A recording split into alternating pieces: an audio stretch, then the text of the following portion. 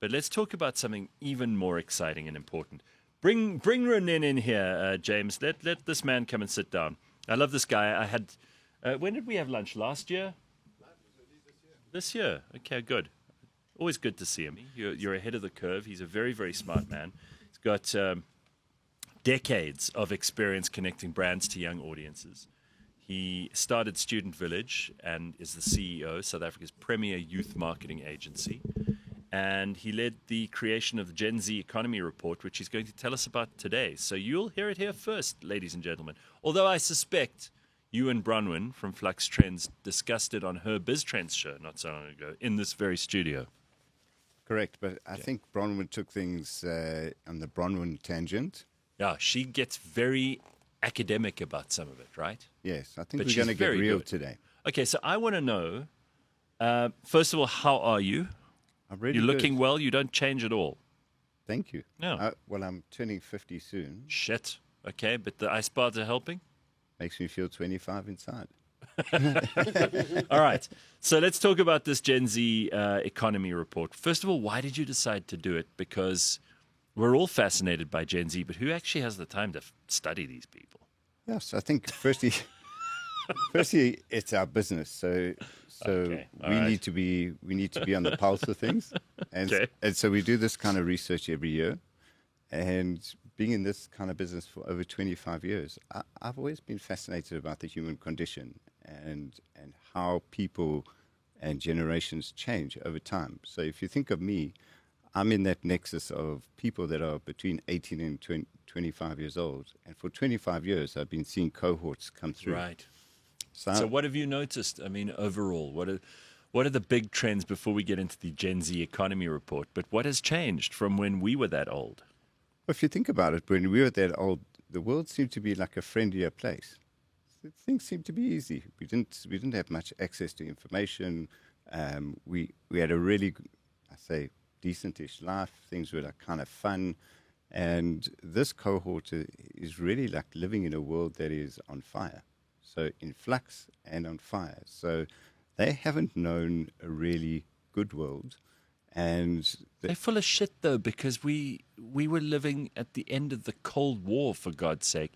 And things were all changing at rapid paces around us.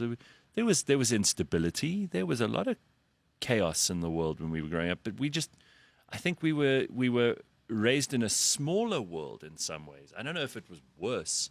I think they have less to complain about, if you ask me.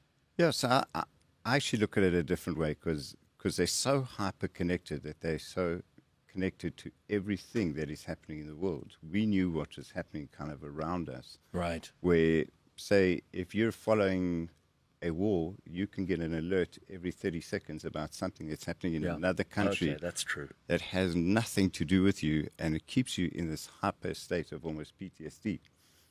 But if we get to this generation and we kind of compare them to the ones before, what I really see is like if you buy a new device, what you usually get is new features and new upgrades, and maybe some bug fixes. So I know you had a lot to say about millennials before, and it was all about I. Mm-hmm. So this generation I see is actually nicer. Are they? And it's I and we. Okay. So millennial was more about, it's all about me. So are we agreed then at least that the millennials were the worst generation? They were one of the toughest. Okay, Ronen's much more polite than I am. Okay, so let's talk about these guys, because, I mean, we've had it with the millennials. Who wants to talk about them? Let's discuss how these young people see the world, how they participate in the economy, and maybe, for starters, you can tell us why a report like this is important for us. For people who are listening to this and are going, I don't want to hire these people. I don't deal with generational stuff. Why would it be important and valuable to me? I mean, that may be the myopic view of some people. Why would Gen Z matter to everyone? So if you just look at the numbers, so in South Africa, if we're 60-odd million people, those that fit into Gen Z are 27 million people. Almost half. So my question is, can you afford to ignore them? Yeah. So if you look at them, they're from early teens right through to the age of 30. So they're in your business. It's not like this wave that's coming. They're already arriving at the door, or they're already in there. And they just look at things very, very differently. Okay. So how do they look at the world, and how do they look at the economy? So they're hyper connected. So like I said before, they're tech natives. They're born in a world where they don't know analog. They don't know test patterns on TV screens. They don't even watch TV screens. Yeah, exactly. So they exist. They're quite happy both in the real world and the virtual world, and they are, how do I say? They've come into a world that's really tough, but they come in with a different kind of attitude, and this attitude is more like, I'm going to make a plan. Okay, that's good. And so it's amazing. So they're positively charged. They're using technology, and they're smart to really make it happen. And they're really savvy and discerning when it comes to what they spend on. And that's where things get really, really interesting. So far, what's not to like, right?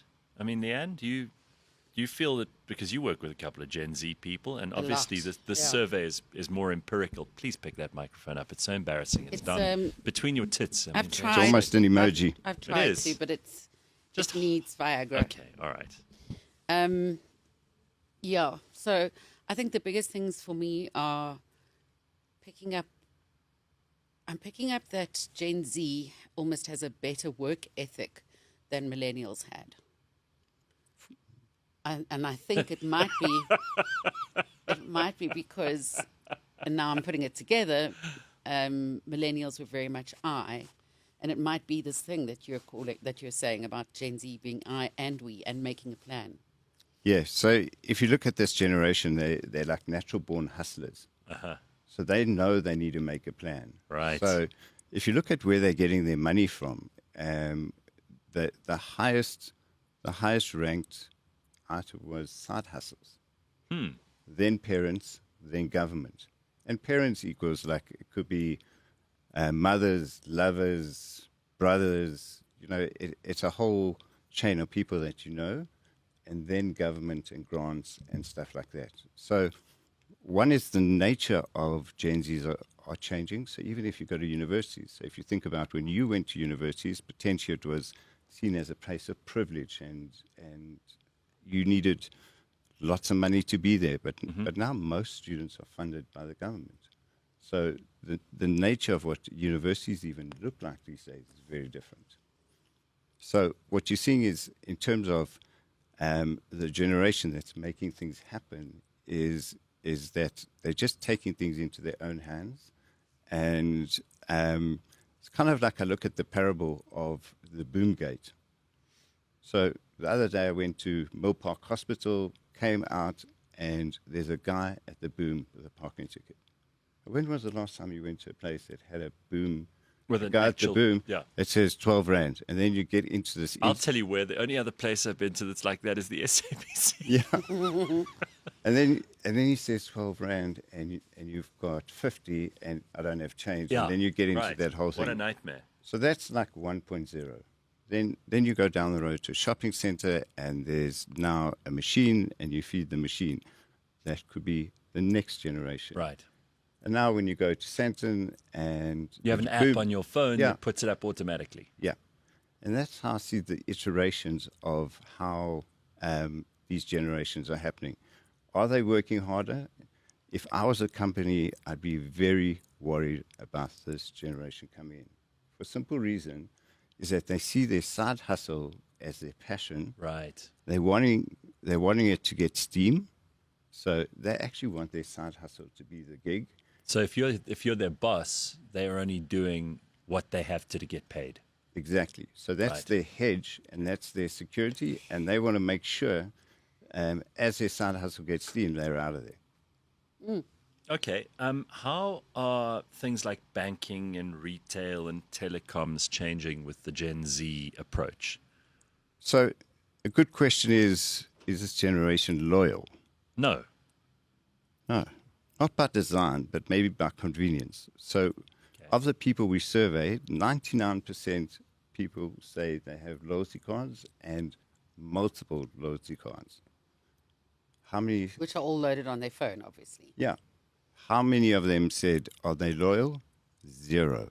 And really, what you're seeing here is a generation that is all about convenience. They're transactional. So bank accounts. When we were at Varsity, we either came in with a bank account or we opened a bank account. I'm still with the same bank And- that I started Yeah, me with because too. it's just too much of a schlep to move. Exactly. These guys are not like that. Yeah. So what If they find out this one's slightly cheaper or gives them better rates on something, they're out. Yeah, but it gets even more interesting. So most of the students, almost probably about 55%, have between 1 and 3 bank accounts, Wow.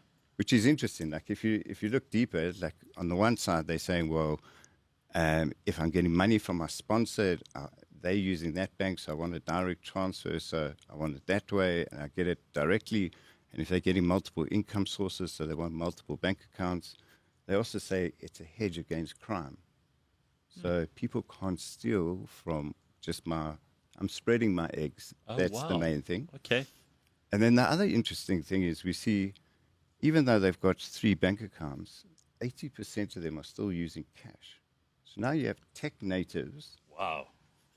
Now Using cash. So this is definitely like a legacy of things that haven't quite corrected. Some of the bugs haven't been fixed in this generation because it's probably something that they learned from their parents or their auntie and uncle. Go straight to the ATM machine as the money lands, draw it all out, hide Right. it under your bed. Okay. And I think things will self-correct in the next year or two as you see things like PayShap, which most banks, you can pay someone to their account via their phone, Right. and it's either free or a rand for something between 100 and 200 rand. So students are doing this they see it as spread my risk with multiple banks, draw out my money so no one can steal it, and that means people debit orders and all of that kind of thing. So they want that control, and there are no fees for using cash. So as the environment changes, where it's 0 to no fees, I think we're going to be cashless in the next few years. What kinds of, you talk about the side hustles, what kinds of side hustles are people in South Africa of this age group trying to do? I want to be an influencer. Is that what they want to do? They want to be influencers? So let's start there. So a few years ago, and this is right around the world.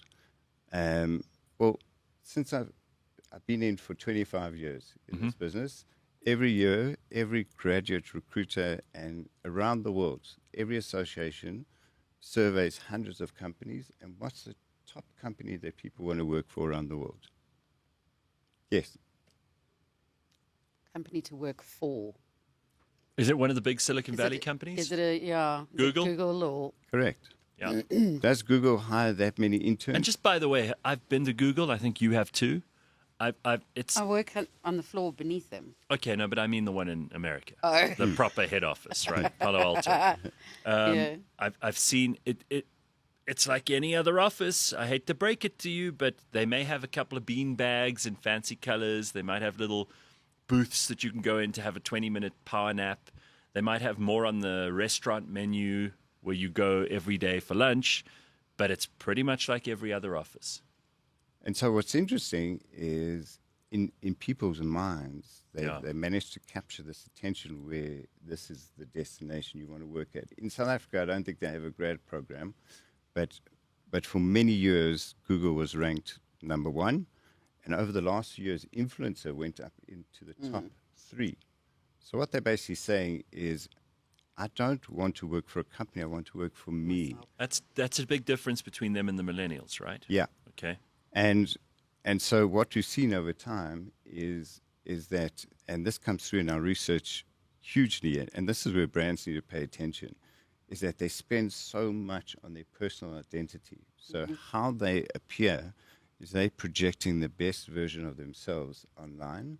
They're spending a huge amount on clothes, cosmetics, shoes, like an untold fortune, because they're investing in their brand.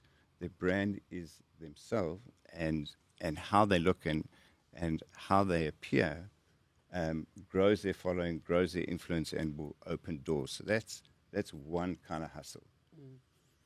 That, If I can just carry on that one for a little bit. I see it all the time because I'm in digital marketing, largely social media, and for big cosmetics companies. So obviously, I'm dealing with. I want to be an influencer every single day, and my core function is to deal with what are we going to do with all of these applicants. What are we going to do with the people who are influencers? Do we create squads of them for each beauty brand? It's so it fills up a lot of my day. Sounds fucking awful, if you ask me. so you need a tech solution for that. So just going to drop that in there, Yeah. but they are available. So But we've actually created our own. So we now have a massive database of not only influencers but content creators as well. Yeah. Those who aren't necessarily but forward-facing. Let me just ask you both.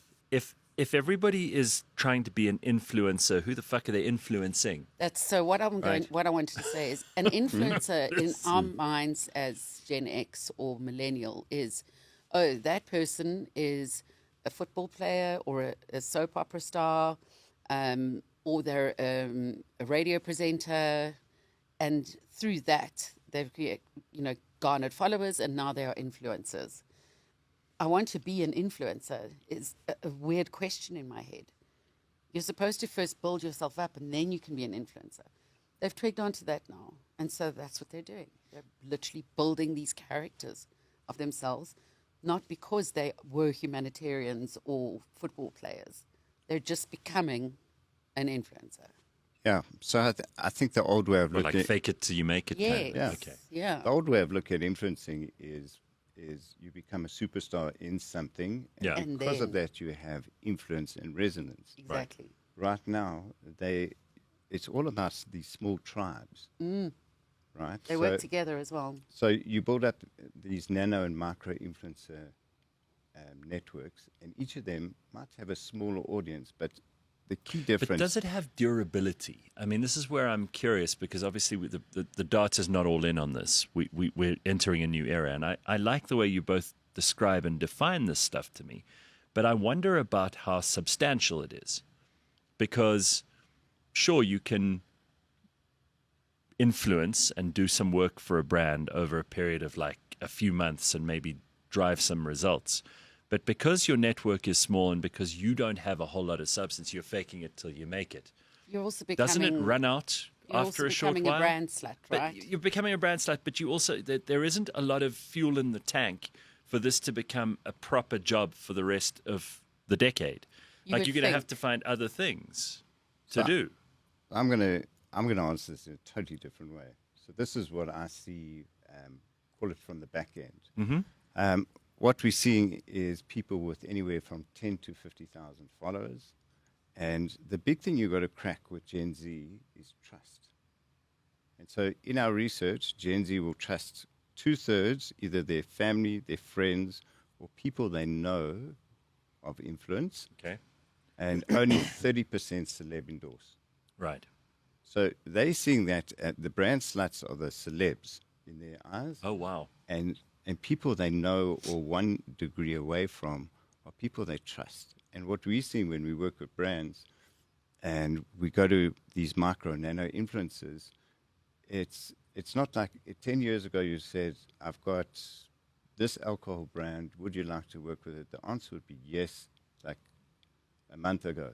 Now, if you go to them and say, I'm more into health and wellness, I don't think Right. it's going to suit my image, and they're almost casting you in their movie, and they're not just saying yes to everything. Yeah. Well, then I must be Gen Z because I've always thought celebrities were brand sluts too. So Yeah, I there you kind of go. agree with them. I identify with them.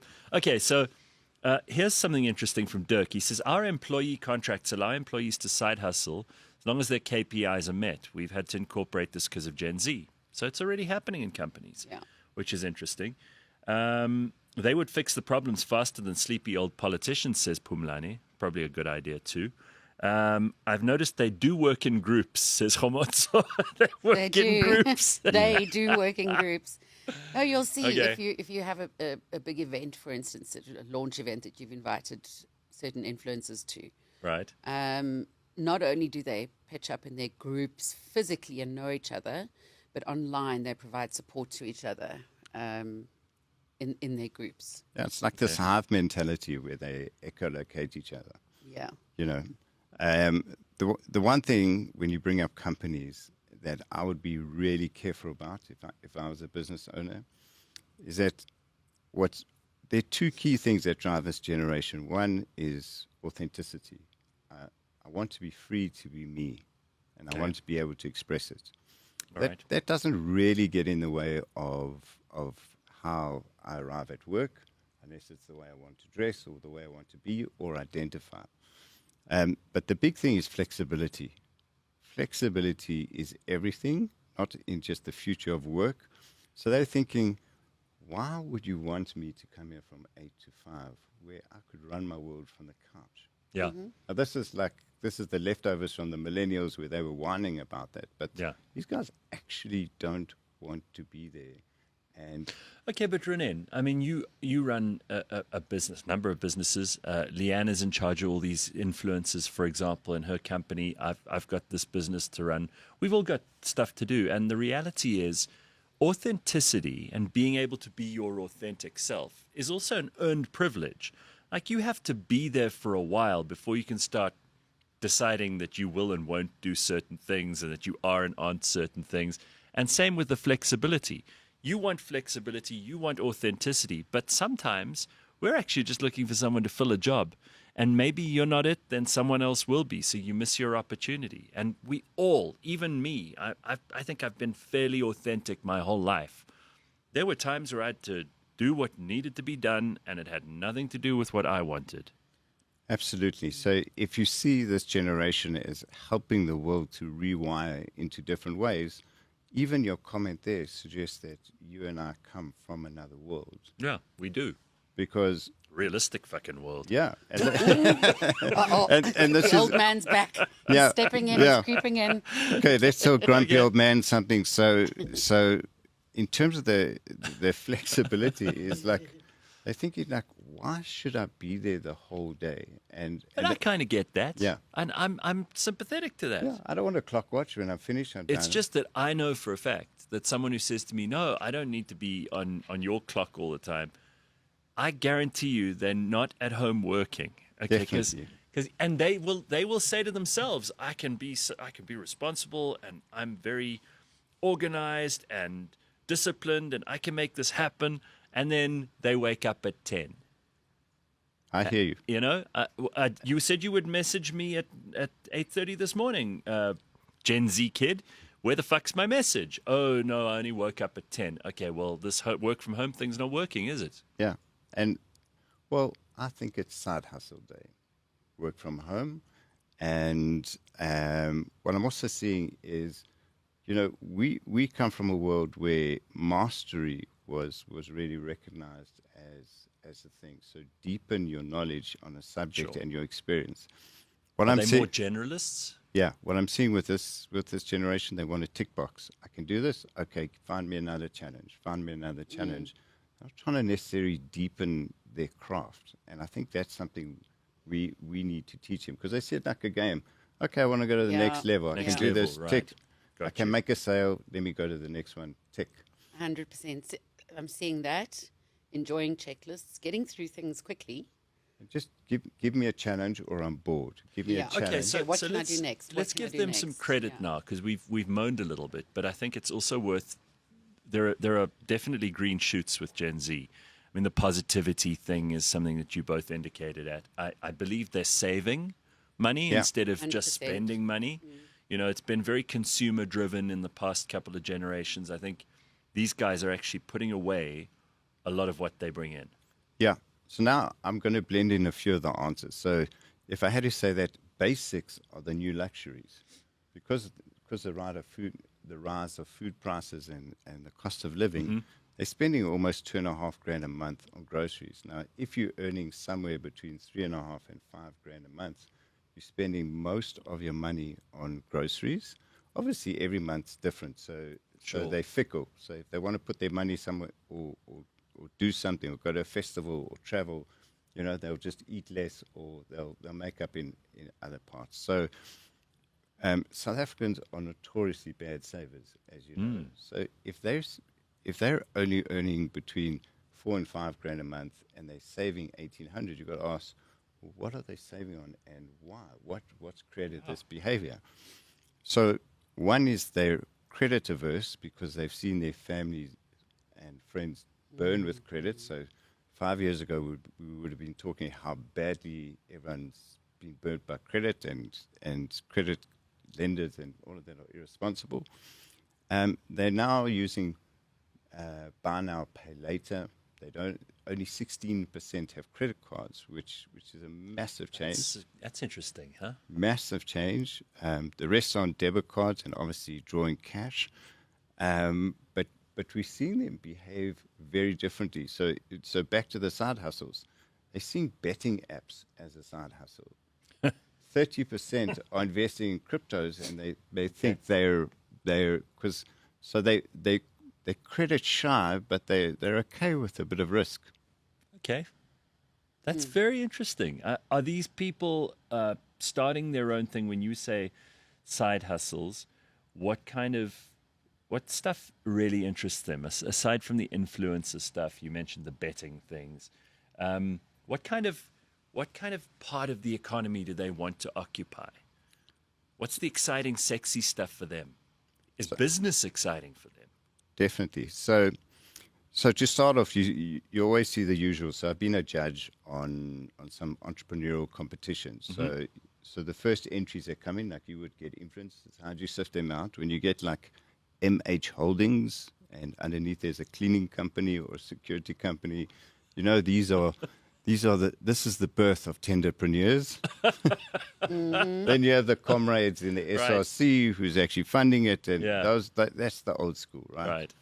Let me tell you what's coming that's so super exciting. It's like I saw one recently where someone in Mpumalanga, at Mpumalanga University, has decided, you can't get Uber Eats and you can't get Take-A-Lot deliveries in that area. It's too remote and all of that. So decided to create an app called Smart Delivery, where you can either get lifts or get deliveries of stuff like stationery or anything just in these remote areas, and has created an app for areas for underserviced areas. So what you see is with the use of technology, and I'll give you another example, is this word democratizing. Okay. So everyone needs to be able to get these kind of services, whether it's AI, whether it's delivery services. I saw another one which some young girl in the Vaal created this. She wanted to deal with food waste from fast food chains and people who don't have meals. So she 3D printed coupons. She sells coupons for cheap, and people can buy these coupons and go to these fast food restaurants and buy food before it expires. So people are really thinking on this, taking technology and seeing how they can scale things. I mean, when we wanted to learn about AI in our business, we brought in a 19-year-old who's now developed. He'll explain to you what you need, kind of thing. And that's what makes me excited. Oh, that's awesome. Okay, good. I do want to go back to criticizing them a little bit, though, because I don't know whether it's their fault, but it's going to be very hard for these Gen Z guys and girls to be able to afford their own place. So a lot of them are going to rent for most of their lives. I don't know what the average age now for people's first property is, but I don't know whether Gen Z even have hope that they'll own a place one day. And property is a big deal because it's the first step in terms of generating real wealth. And once you own the place you live, you have a security that you don't have otherwise. The other problem is, of course, that they all dream of travel and all of this kind of thing, but it's becoming more expensive to do that sort of stuff. And if you're on a small salary and you're side hustling your backside off, there is also only so much that your money will get you. How are they spending what little they have? You mentioned food already, but I think transport's a big part of that too. And where do they live? How are they going to stay in mom and dad's basement until they're 40? So it's interesting when you survey those that stay at home, which are the lucky few, It's like, where do you get your groceries? Well, the fridge is always full. No, right. In other Mom words, makes me lunch when she makes her and own. you probably find those parents have also paid a bit of petrol money or whatever else as well. So those are the lucky people. That's the lucky few. When you look at the rest, what I'm seeing is people, the word ownership doesn't really feature as much. Don't care about because that. I think they've realized in many ways, firstly, they want flexibility. Flexibility comes in product, and they want to rent more than they own. So even cars, when you go to university, there's so few less cars. Mm-hmm. Like in our days, the GTRs and the VWs and all that, and the Yeah, Mags and all that. Right. That doesn't exist as much anymore. They're hand-me-downs, but it's more they realize that things have become expensive. What are they actually saving for is rainy days. 25% are rainy days, and then my next purchase. So rainy days could be my rainy day or my family's rainy day. So it's become a Ubuntu-style kind of, I know there's going to be a rainy day, not this week, next week or something. But what you're really seeing is around this renting is not even they don't even talk of having a house anymore. It was always, I want to buy my mother a house. I want to help restore things in my community. But everything now is they want flexibility. I want my banking.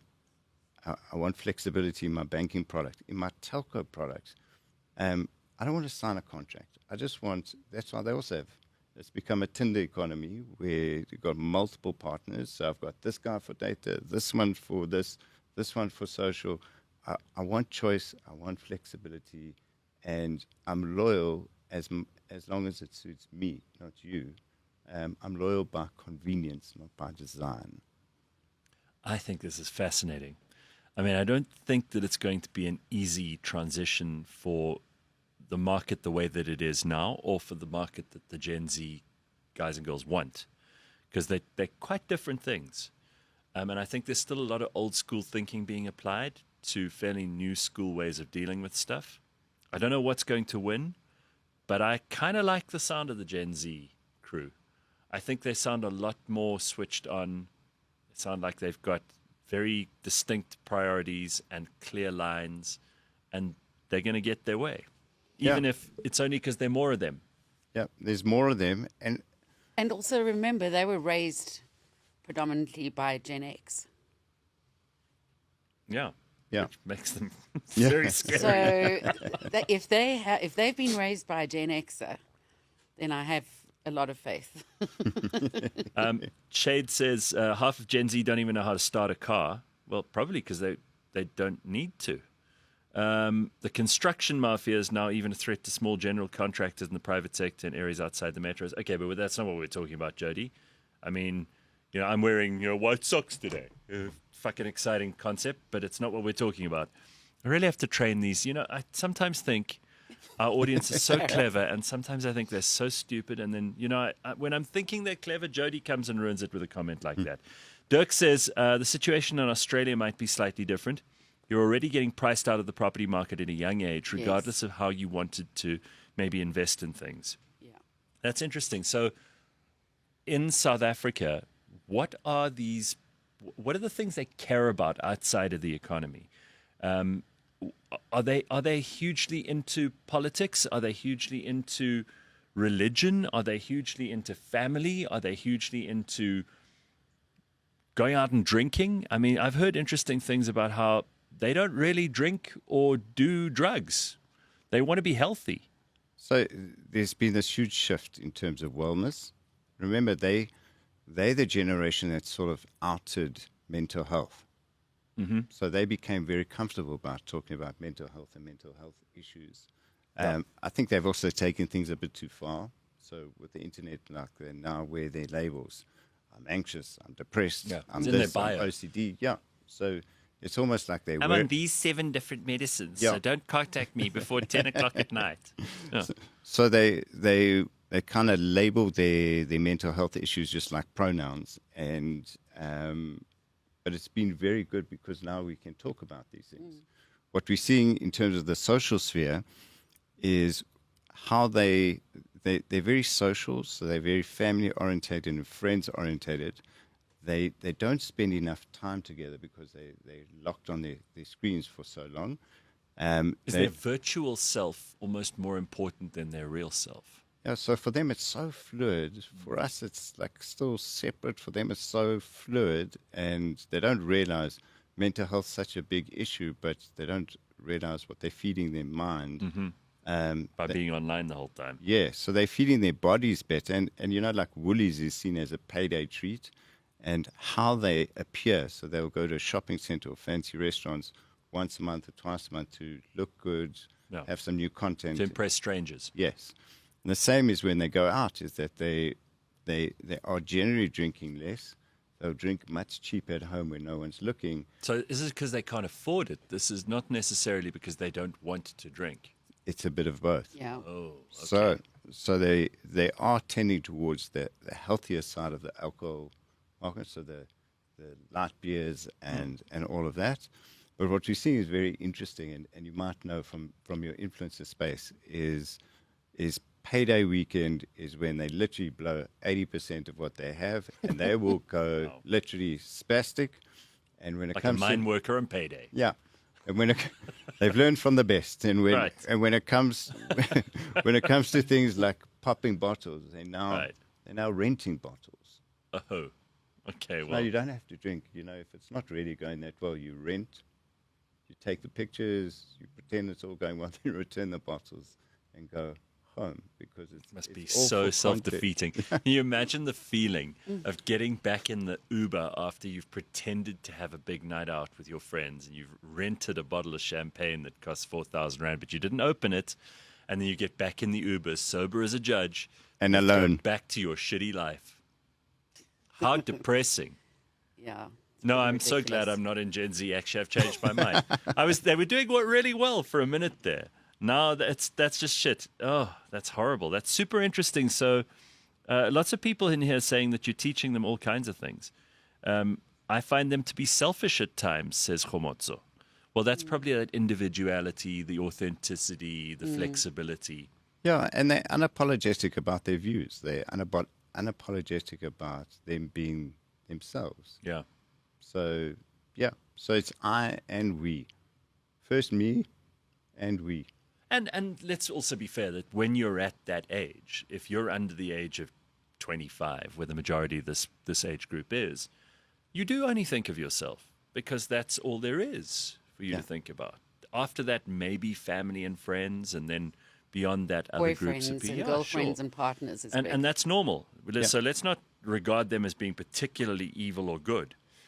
Shade says, won't being on technology all the time and half being raised by screens to keep kids quiet because social anxiety outside the house and influencer groups. I don't know where that sentence ends, but okay. Maybe even speech problems when they're young. Well, I've noticed a couple of things. I don't think this really goes to your study, but I'd love your remarks on it anyway. I've noticed that making eye contact is difficult for a lot of people under the age of 30 in South Africa, but also in the rest of the world, because we're not very different to anywhere else in the world. In that respect, I find also that reading and understanding body language is for these people difficult because they don't have as much real-world communication as we used to. And their language tends to be kind of simplified. They're using less words. Maybe that's a good thing, to communicate more. See, fewer words. Thank you, Leanne. Fewer words to communicate more. And they struggle to speak to strangers. It's quite intimidating, social anxiety or whatever it is, right? These are real problems that Gen Z is going to have to confront if it wants to go into business, because the only way you do business is by networks, connections, meeting people, talking to people. You have to be able to do that stuff. You can't use AI to do that for you, not yet. I've witnessed people physically freeze up when their phone rings, and it's a client. Yeah, but I'm kind of getting like that too. So I mean, who phones anymore? exactly, Anyway? Ronen. I don't phone you. I send you a voice note at worst, but normally it's a text. You can't just phone anyone. You have to message them to ask if you can phone them. Yeah. Right. That's I don't phone you. When last It's did you and I true. speak to each No, other on the it's phone? true. So we're not very different in that respect. But do you agree with most of what I said? Yeah, with most of it. And I think so firstly, we hold our phones here, and I think that could explain the eye contact thing. I'm used to looking at people down here and Sure. not up here. And it could be like quite intimidating looking at people in the eyes because and it's also quite distorted on a screen. Remember, that's their main portal to the world. So things are looking different. Where I'm concerned, and I think we're at that nexus, with the addition of AI in the last few years, well, ChatGPT specifically, is I think we're at the same time as when our parents changed from the slide rule to the calculator. And they thought, how on earth are our kids going to be able to think if they can't use the slide rule? And so now with ChatGPT and all the other things, is that the ability to think is going to be your ability to prompt, your ability to Yes, speak to it. yes. But you still need language for that stuff. Yes. So prompting is the new superpower. And what's going to get really interesting, because we're only at the nascent stage of all of this. So the next step is AGI, when the machines can really think. Yeah. Then there's going to be trouble. How are they doing? And I know this is probably, again, ancillary to what you actually studied in the survey and what you researched in the survey. But how are they doing in terms of relationships, personal relationships, and sex? Because I've heard they're not having any, or less. So it's Fewer sex. Fewer sex. No, don't talk shit, Leanne. Less. It's less. They're having less sex, and their relationships are more difficult than previous relationships between 20-somethings might have been.